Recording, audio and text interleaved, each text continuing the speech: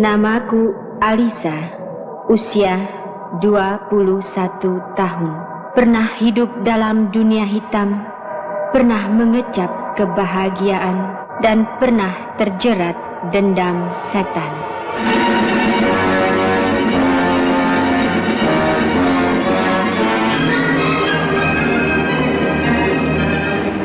Selamat datang di channel Jurkang Film. Bagaimana kabar kalian semua? Semoga sehat dan selalu dilancarkan di dalam segala urusan kalian. Kali ini saya akan bahas alur cerita film horor Sundel Bolong, yang dimana film hantu ini adalah film horor favorit saya waktu kecil. Ya, kira-kira 20 tahun yang lalu saya nonton film ini. Tidak terasa ternyata saya sudah kolot juga ya. Oke teman-teman penonton setia Jurkang Film, daripada banyak spoiler film di awal, kita langsung saja ke review film lengkapnya. Kisah diawali dengan diperlihatkannya pernikahan antara pasangan Alisa dan Hendarto. Kemudian tidak lama Hendarto diberitai oleh rekan satu kerjanya kalau dia ada tugas dari atasannya untuk tugas ke luar negeri. Tugas yang mendadak ini membuat pasangan pengantin baru tidak sempat menikmati bulan madu mereka. Sebagai istri yang baik hati, solehah, dan rajin menabung, Alisa pun mau mengerti. Rupanya Hendarto akan bertugas selama 9 bulan lamanya. Alisa sebenarnya sedih karena dia baru saja kehilangan kedua orang tuanya beserta kembaran Alisa bernama Sinta. Singkat cerita, Hendarto pergi meninggalkan Alisa. Sehari-hari Alisa menyibukkan diri dengan cara menyulam kain. Lalu tiba-tiba telepon berdering. Ternyata seorang pria pemilik butik bernama Rudy ini tertarik dengan karya yang diciptakan oleh Alisa. Halo? Ini Nyonya Hendarto? Iya. Saya Rudy Butik. Oh, Contoh-contoh sulaman Anda sangat menarik. Bagaimana kalau Anda datang ke butik kami untuk membicarakan pekerjaan ini? iya, baik. Segera saya datang. Terima kasih. Kembali. Mereka pun bertemu di butik itu untuk membahas bisnis kain sulam. Mereka pun bertemu di sana. Lalu seorang wanita, kita sebut saja Mami, memberitai Rudy kalau Alisa ternyata bekas anak buahnya yang paling cantik dan top. Mentang-mentang sudah jadi nyonya, lupa deh sama Mami. Ruth, kau sudah lama kenal dia? Oh tentu, Mam, tentu. Kami bakal punya bisnis. Oh ya, Fon, tolong antarkan Nyonya Hendarto ke kamarku, oke? Baik. Mam permisi. Ruth, kau tahu siapa dia? Tidak. Dia bekas anak buah Mami yang paling top. Hah? Bener, Mi? Ya. Ruth, aku punya ide buat kau. Mari. Rudy dan Mami pun punya ide untuk menjadikan Alisa model di butik ini. Namun Alisa merasa direndahkan sehingga dia marah dan menampar Rudy saat itu juga. Luar biasa. Contoh sulaman ini tidak perlu Nyonya tunjukkan. Saya punya rencana lain. Maksud Bung? Begini. Terus terang butik ini memerlukan bantuan Nyonya. Keuntungannya kita bagi hasil. Caranya? Saya tertarik dengan kecantikan Nyonya. Bagaimana kalau Nyonya saya orbitkan jadi Pragawati yang terkenal? Maaf, saya tidak punya bakat untuk itu. Bakat tidak perlu. Yang penting kemauan. Dengan begitu, Nyonya akan banyak kesibukan dan tidak kesepian. Maksud Bung, diri saya dijadikan alat untuk daya tarik? Terima kasih. Kedatangan saya kemari bukan untuk itu. Saya sudah mengerti apa yang Bung maksud. Nyonya Hendarto, Nyonya jangan salah mengerti. Nyonya akan jadi orang penting dalam dunia mode. Penting buat Bung, bukan buat saya. Nyonya, tunggu dulu. Tunggu. Dengan begitu, Nyonya bisa lebih kaya daripada jadi istri nahoda. Izinkanlah saya keluar dari sini. Alisa, apa artinya status Nyonyamu itu kalau kau dapatkan suami yang tidak pernah tinggal di rumah? Dan apa untungnya kau jadi Nyonya kalau di setiap pelabuhan suamimu punya piaraan? Diam! Watakmu memang keras. Tidak sewaktu kau masih jadi pelacur.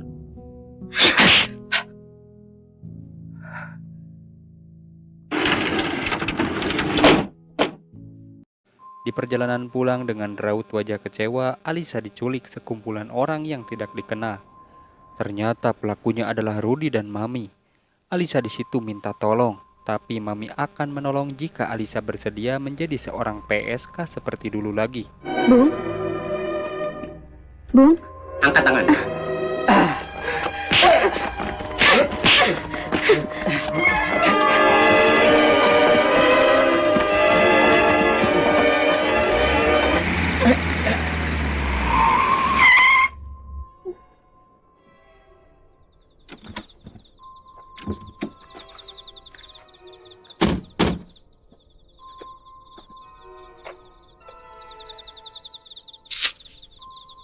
Mami.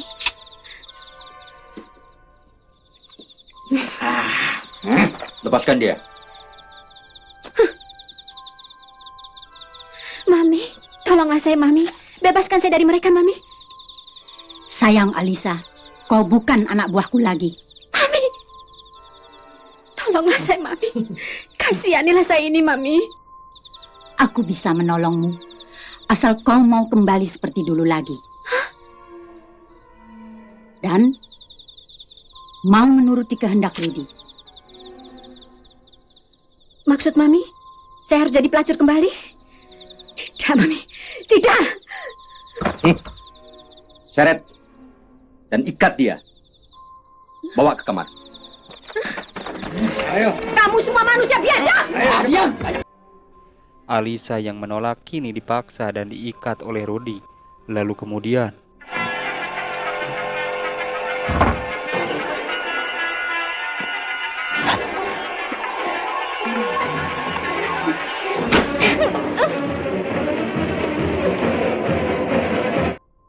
Kalian boleh teruskan. Bener nih, Bos. Iya, Bos. Ayo.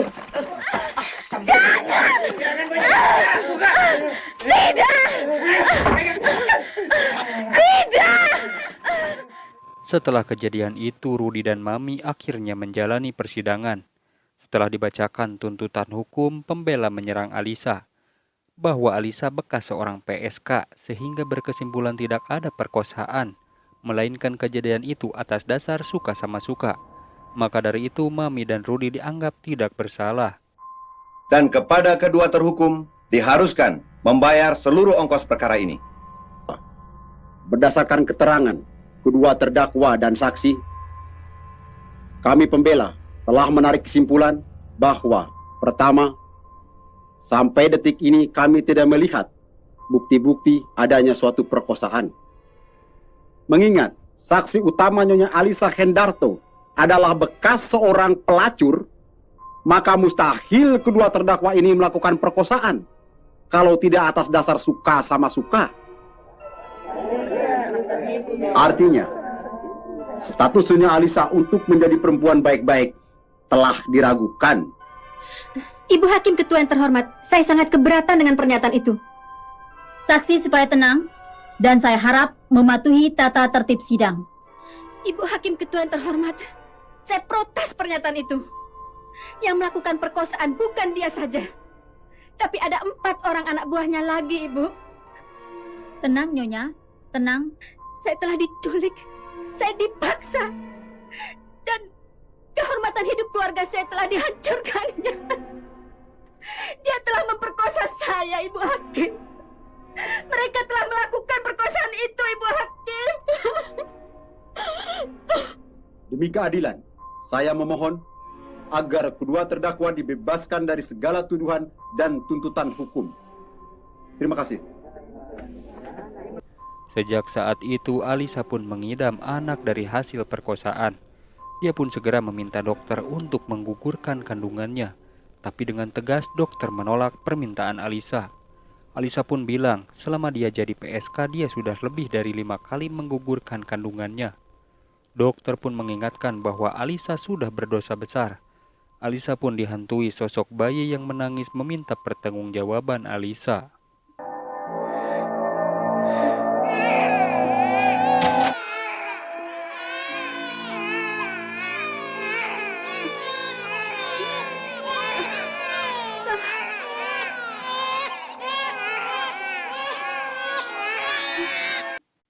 Setelah sekian lama, Alisa mendapatkan kabar dari Hendarto dan betapa bahagianya dia.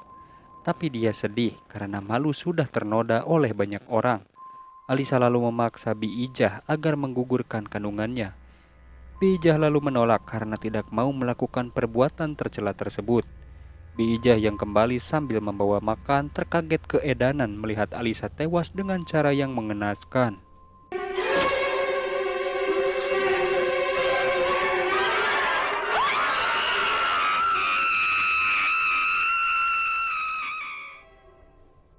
Akhirnya Hendarto yang mirip dengan Berry Prima ini kini menjadi Duren atau duda keren. Setibanya di rumah, Hendarto kaget karena ada bunga di atas meja. Hendarto pun mengenang awal mula pertemuan mereka berdua. Hendarto. Alisa, saya tinggal dulu ya.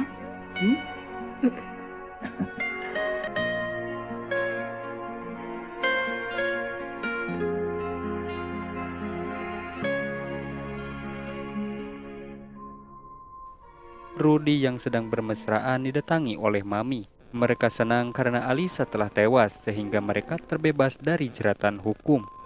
Di malam harinya arwah Alisa tiba-tiba datang menemui Hendarto. Aneh tapi nyata, di perjalanan Hendarto bertemu dengan sosok wanita yang mirip dengan Alisa. Ternyata dia adalah Sinta kembaran Alisa yang dinyatakan sudah meninggal ketika dia berusia 10 tahun. Wajah Anda mirip dengan istri saya, Alisa. Alisa? Ya. Kalau begitu Anda pasti Mas Hendarto. Loh, kok tahu? Alisa dan saya adalah saudara kembar, Mas. Dalam suratnya, dia pernah bilang bahwa dia menikah dengan seorang nakhoda dan tinggal di kota ini. Benar, Sinta. Tapi saudara kembarnya itu meninggal ketika dia berusia 10 tahun, bukan? Itu tidak benar, Mas. Benarkah kata-katamu itu? Buktinya saya masih hidup. Sinta, pertemuan ini sangat menyenangkan. Bagaimana kalau kita ke rumah? Dengan senang hati. Oke. Namun Sinta tidak tahu kalau Alisa sudah meninggal. Sinta yang kaget di situ buru-buru ingin pulang. Diantar pun dia tidak mau dan tiba-tiba. Kenapa kau pandangi aku seperti itu? Tidak apa-apa. Silakan duduk. Alisa mana, Mas? Aku sudah kangen sekali. Sayang, Sinta. Alisa yang sangat kucinta itu sudah meninggalkan kita beberapa minggu yang lalu.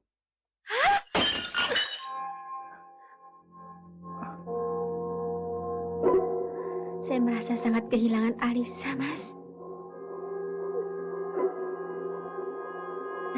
Sudah, Sinta. Itu takdir Tuhan.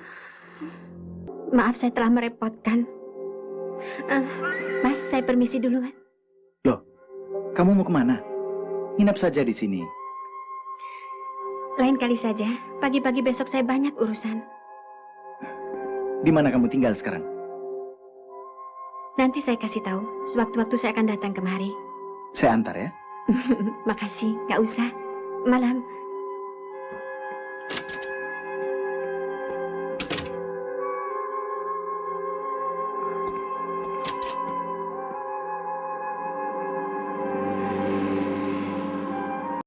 Loh, kok hilang? Terlihat seorang pria, sebut saja dia si Jumbo. Dia diberikan gadis empuk oleh anak buah Mami yang bernama Bram. Ketika Bram pergi, dia tidak sengaja bertemu dengan bule yang mengajaknya untuk adu mekanik. Lalu tiba-tiba, Singgah dulu dong. Hei, kok kau tahu namaku? Masa kau lupa? Aku bekas anak buah Mami kan? Ayo dong. Peluklah aku. Ciumlah aku, Dang. Aku belum pernah merasakan laki-laki seperti kau.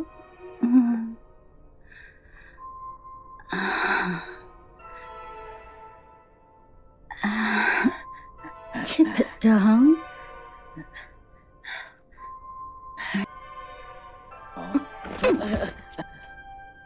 Kenapa?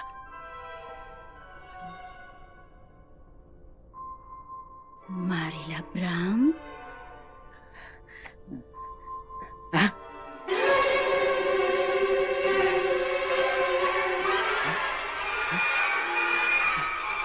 Alisa. Masuk. Bukankah kau sudah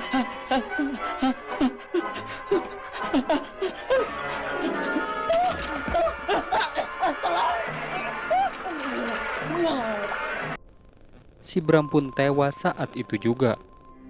Kemudian Bang Bokir yang sedang berjaga malam, dia disuruh menghadap Mami. Dan dia disuruh untuk memanggil tukang becak bernama Mas Amin. Mas Amin lalu diperintah oleh Mami mencari Bram karena sudah 4 jam tidak kembali. Mami pun khawatir terjadi apa-apa kepada anak buahnya itu. Hantu Alisa yang lapar lalu memesan sate sebanyak 200 tusuk. Lalu kemudian dia juga memesan soto berserta panci-pancinya. Sate 200 tusuk makan di sini. 200 tusuk? Iya. Panganduk kene. Silakan, Jeng.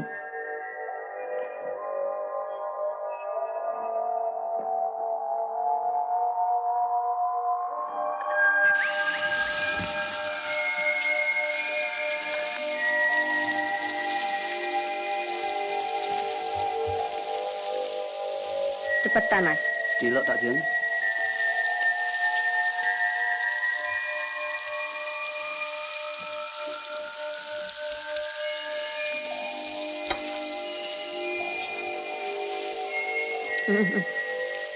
Cik mentah, Jeng. Biarin, mentah juga enak.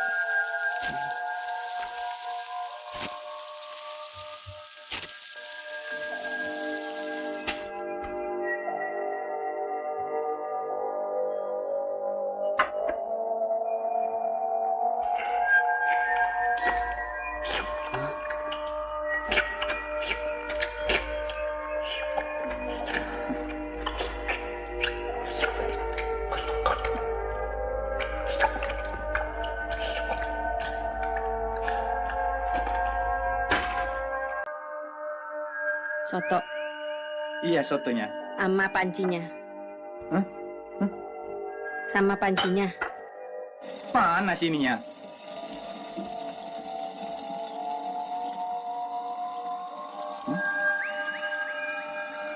Loncat. Aduh, harus kuat.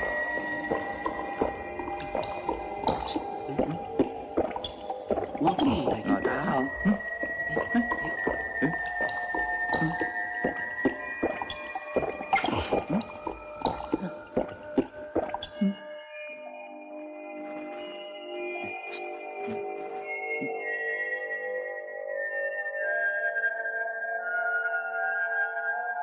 Ayo, Cik. Loncat. Loncat.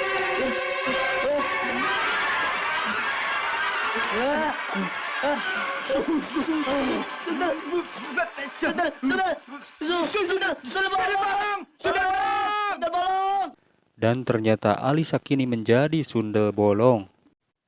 Tukang sate yang borangan pun bertemu dengan Amin. Amin tidak percaya dengan perkataan tukang sate itu. Amin yang percaya diri terus mengayuh helikopternya. Lalu tak lama dia bertemu dengan Alisa. Segera Mas Amin pun mengantar Alisa dan menggodanya. Dasar laki-laki hidung zebra. Dan tiba-tiba Kang Amin boleh minta nggak ya? Minta apa? Iya, biasa. Minta sun. Boleh saja, kalau bisa.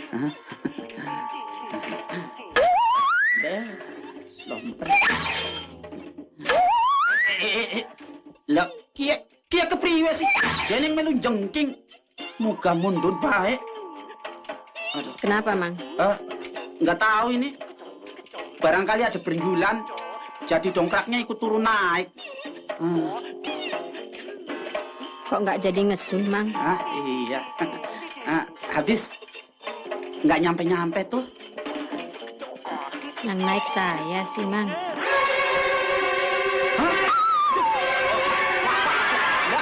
Sundel bolong. Aduh, sundel bolong. Sundel bolong. Aduh, lah becakku baca. Aduh, sundel bolong. Bolong. Bolong sundelan. Sundel bolong. Sundelan. Bolong. Sundel bolong. Setelah kejadian itu, Mas Amin pun menceritakan semuanya kepada Mami, tapi mereka tidak ada yang percaya.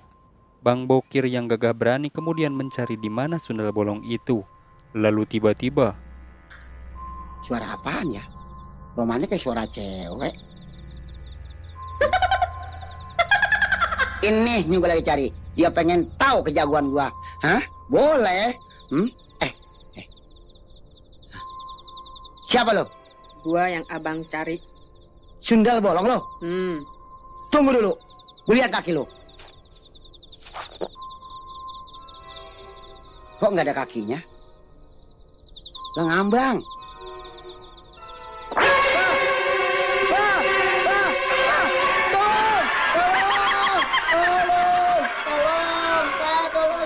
Sundel bolong. Tolong. Pak, laporan, Pak. Aduh. Saya ketemu sundel bolong, Pak. Tampangnya nakutin, Pak. Pak, tolongin saya, Pak. Saya takut, Pak. Tampangnya serem, Pak. Apa kayak saya? Dia juga. Aduh.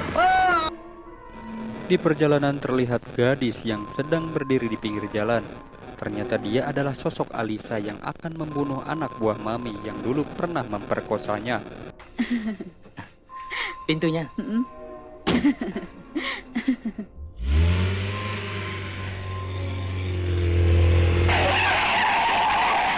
Hei, awas! Hei, mau kemana kau cepat-cepat begini, ha? Ke gudang tua, tempat kau perkosa aku. Hah?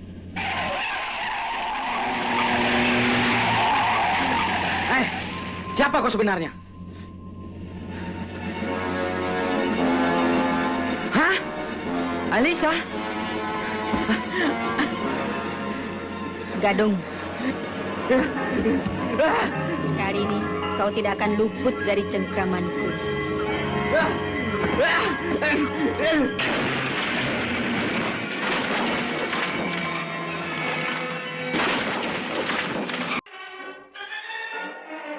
Sekarang giliranmu aku perkosa.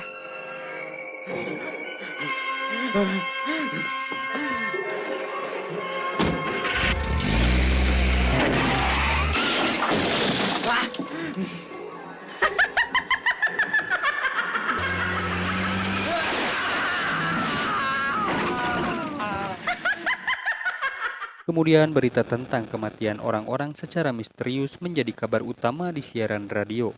Rudi pun di situ bilang ke Mami kalau tewasnya Bram dan Gadung adalah ulah dari Hendarto yang berniat balas dendam. Hendarto pun kini menjadi sasaran pengeroyokan oleh anak buah Rudi.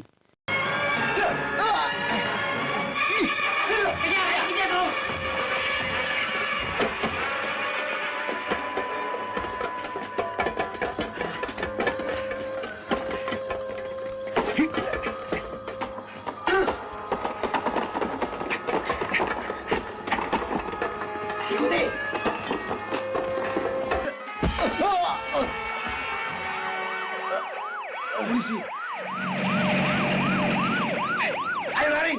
Lari! Ayo! Ayo cepat.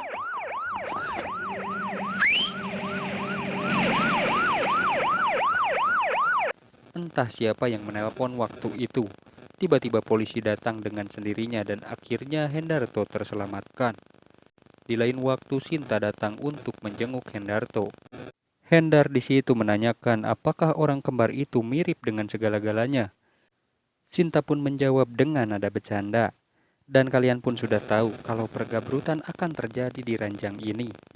Ketika sudah wareg alias kenyang, Hendarto pun terbangun lalu mendapati Sinta sudah tidak ada di sana.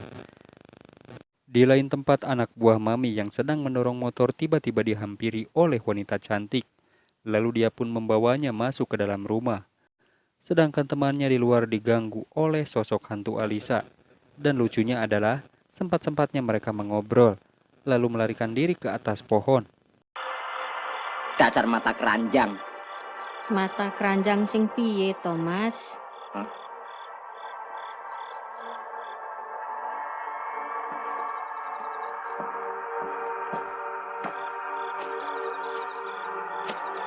Sampean sinten? Kula Sinten? Tingi Pok Nyar. Napa niku? Mati wingi kapuke anyar. Hah? Mati kemarin, kapasnya baru. Hah? Mayat. Tolong mayat hidup. Mayat. Tolong ada mayat hidup. Tolong.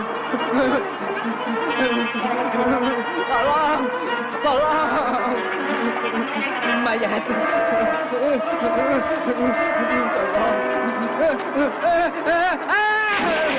Tidak lama kemudian anak buah Mami kini tidak lepas dari teror Alisa yang mengerikan.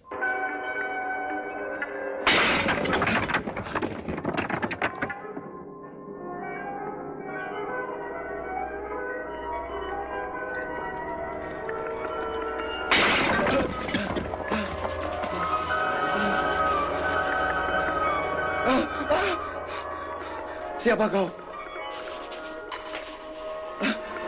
Alisa.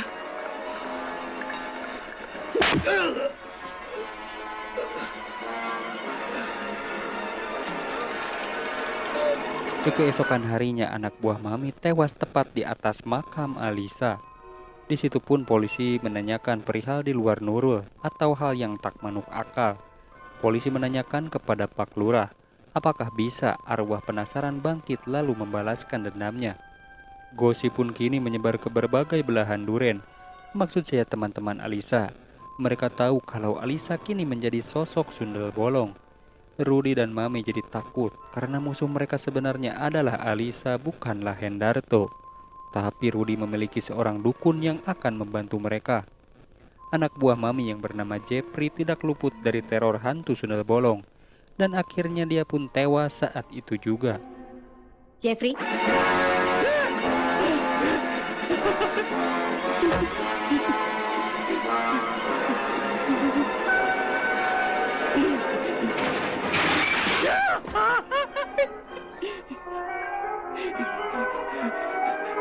Alisa.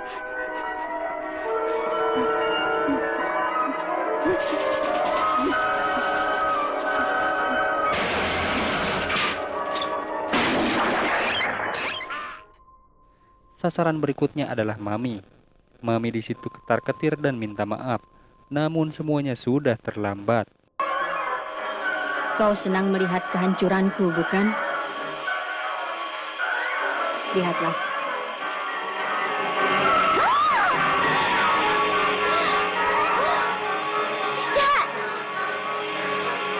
Tidak.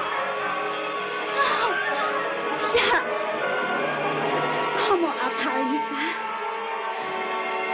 Jangan.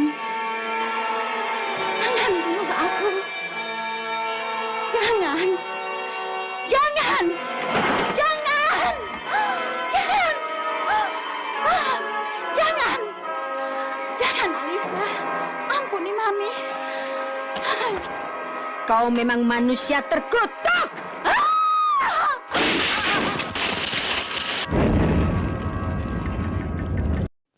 Kemudian polisi pun mendapatkan informasi penting mengenai siapakah itu Sinta. Ternyata cerita Alisa benar adanya, bahwa Sinta sudah meninggal ketika berusia 10 tahun.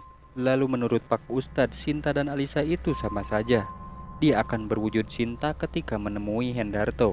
Lalu dia akan berwujud sundel bolong ketika menemui musuh-musuhnya. Hendarto di situ masih tidak percaya. Maka dari itu mereka semua akan membuktikan kebenaran itu bersama-sama. Di lain tempat, Rudi beserta anak buahnya membawa dukun yang berniat mengalahkan Sundel Bolong Alisa. Sinta dan Hendarto pun bertemu dan berbicara banyak tentang kebenaran asal-usul Sinta. Lalu Hendarto sudah tahu kalau Sinta itu adalah Alisa, istrinya sendiri.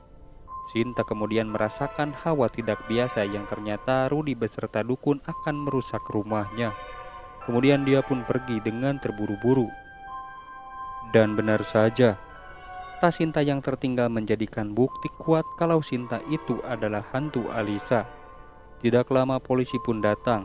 Lalu Hendarto memberikan petunjuk soal tas Sinta yang tertinggal lalu mendapati foto pernikahan Hendarto dan Alisa.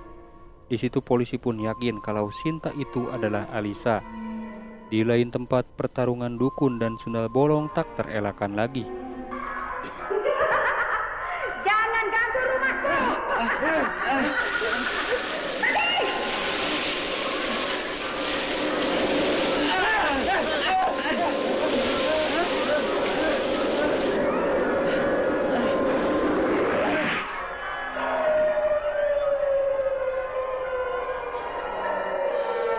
Kenapa kembali?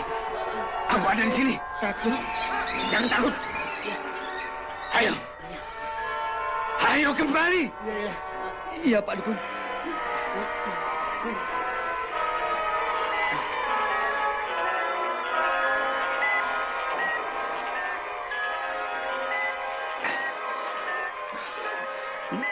Pergi. Pergilah pulang. Jangan kamu tipu aku. Kalian bukan musuhku. Pergilah pulang. Ayo. Maju terus. Jangan pedulikan suara itu.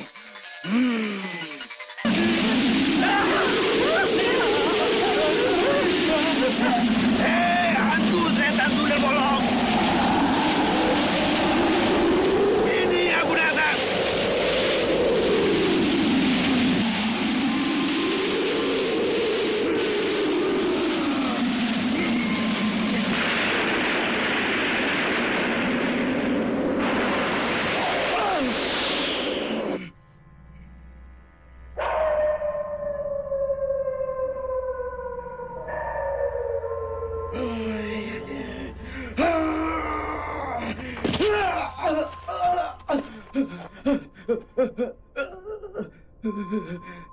Sekarang, terimalah ajalmu.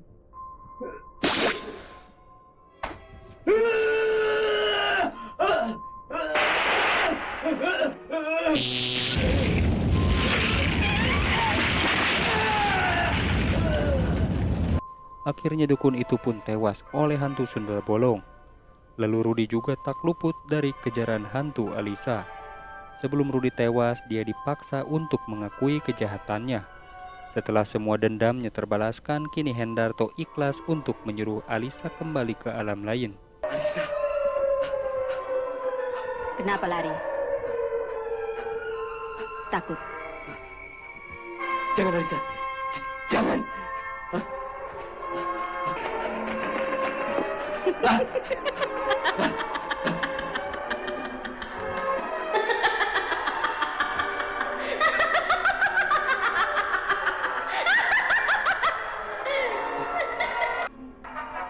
Jangan.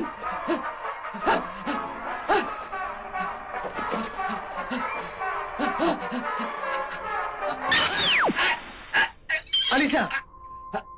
Jangan, Alisa. Jangan lakukan itu.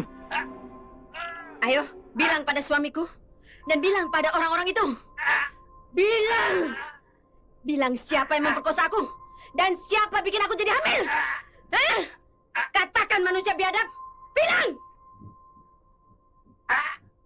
Alisa, memang aku yang salah. Aku telah menghancurkan kehidupanmu. Ampuni aku.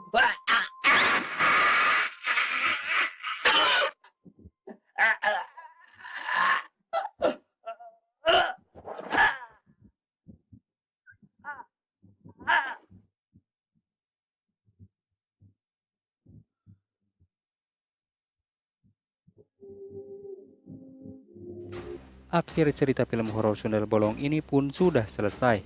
Bagaimana menurut kalian film horor satu ini? Sangat menyeramkan sekali, bukan? Tahun 1981 sudah sangatlah lama, tapi kualitas dari Rapi Films jangan kalian ragukan lagi. Sebelum kita tutup alur cerita film lengkap ini, kita berdoa semoga almarhum Susana tenang di alam sana. Al-Fatihah. Oke teman-teman, terima kasih sudah mampir ke channel Jurkang Film. Terima kasih yang sudah dukung dengan cara subscribe ke channel ini. Akhir kata, saya dari Jurkang Film, sampai jumpa di alur cerita film selanjutnya.